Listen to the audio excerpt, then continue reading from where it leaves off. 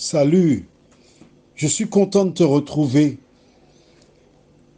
Nous lirons dans 1 Corinthiens 10, versets 1 à 4, et à travers ces versets, tu découvriras le fondement sur lequel se trouve l'Église de Dieu. Je sais que tu as entendu autre chose, mais là tu verras de tes yeux. Je te demande d'être objective. Lire la parole et oublier tout ce que tu as entendu qui sera en contradiction avec la parole. Vous êtes d'accord? Avançons. 1 Corinthiens 10, versets 1 à 4. Frères, je ne veux pas que vous ignoriez que nos pères ont tous été sous la nuée, qu'ils ont tous passé au travers de la mer, qu'ils ont tous été baptisés en Moïse dans la nuit et dans la mer, qu'ils ont tous mangé le même aliment spirituel et qu'ils ont tous bu le même breuvage spirituel, car ils buvaient à un rocher spirituel qui les suivait, et ce rocher était quoi? Que vois-tu dans ta Bible? Ce rocher était Christ. Ah, magnifique! Alors, j'aimerais t'inviter visuellement à cette rencontre entre Jésus et les disciples.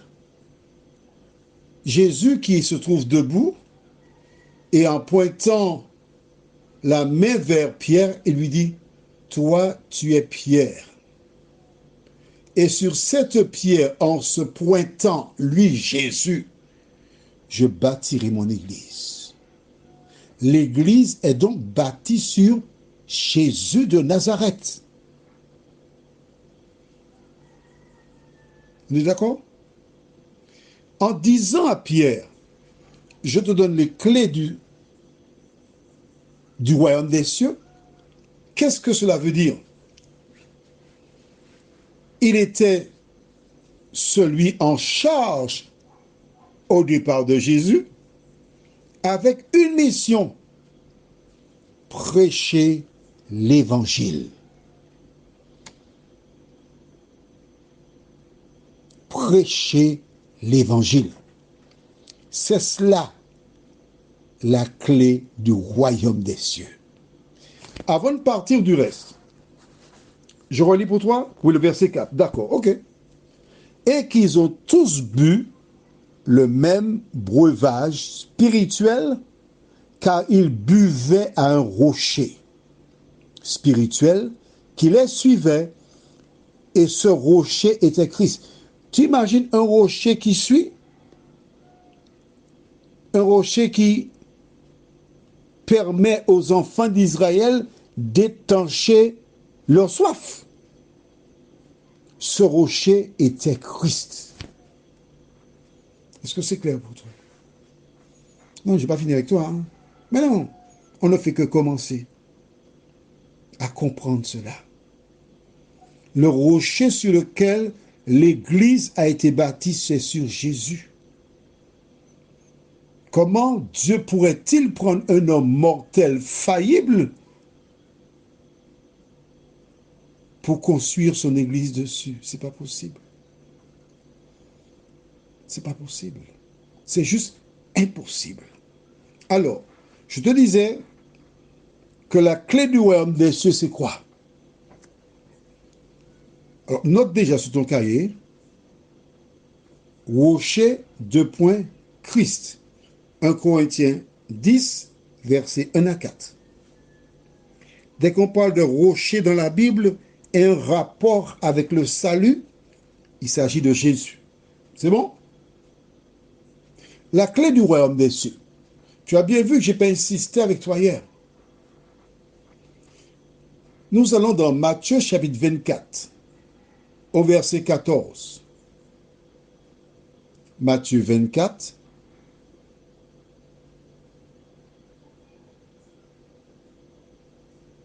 verset 14.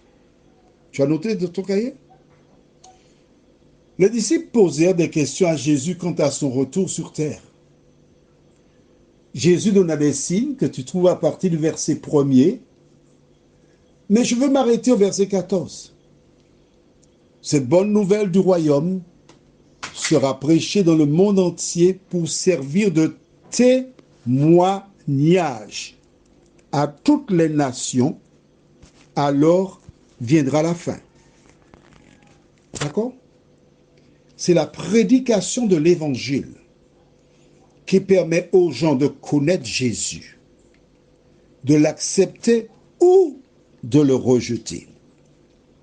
Une fois que le monde aura entendu parler de Jésus, note bien que l'évangile est prêché pour servir de témoignage. C'est-à-dire que nul ne saura ni pourra dire « j'ignorais, on ne m'avait pas parlé de cela ». Parmi les moyens modernes que Dieu utilise pour prêcher l'évangile, il a un jour inspiré Jean-Claude, Jean-Claude c'est celui qui te parle actuellement, afin qu'il prépare des audios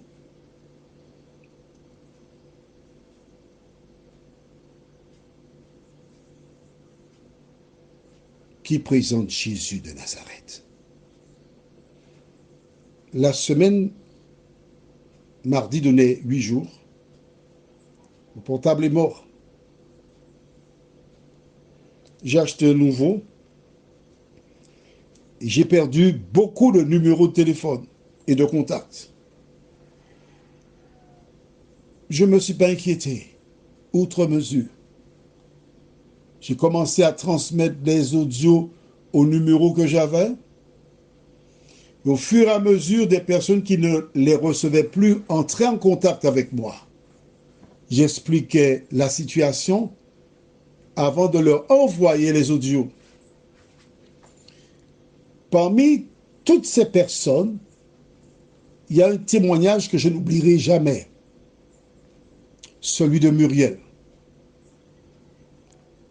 qui me fit part qu'elle envoie les audios en Europe, au Canada et à beaucoup de personnes aux Antilles. En entendant son témoignage, j'ai compris pourquoi l'Éternel, j'avais déjà compris cela, mais cela fait que confirmer l'idée que tout le monde doit savoir qui est Jésus et personne ne pourra dire « je ne savais pas qui était Jésus ». Toi qui m'écoutes là ce matin, je t'appelle Lily. Lily, c'est quelqu'un, je suis nommé Lily parce que son prénom, en fait, c'est Marinelli, qui m'a dit il y a des années qu'elle écoute les audios. Je pense aussi à Armande, qui m'a dit comment elle apprécie les audios. Je voudrais vous dire que je vous aime. L'important, ce n'est pas d'écouter les audios, mais c'est d'appliquer dans vos vies ce que dit la parole de Dieu. Prions. Seigneur, nous te remercions pour ta parole qui, une fois de plus, nous rappelle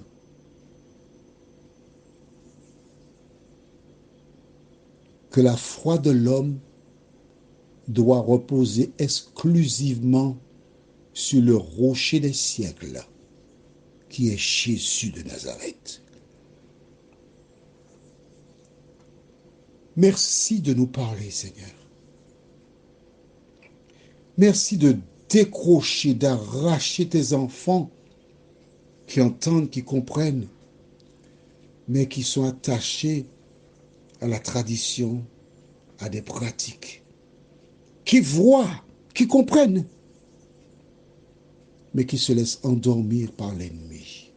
Seigneur, notre Seigneur,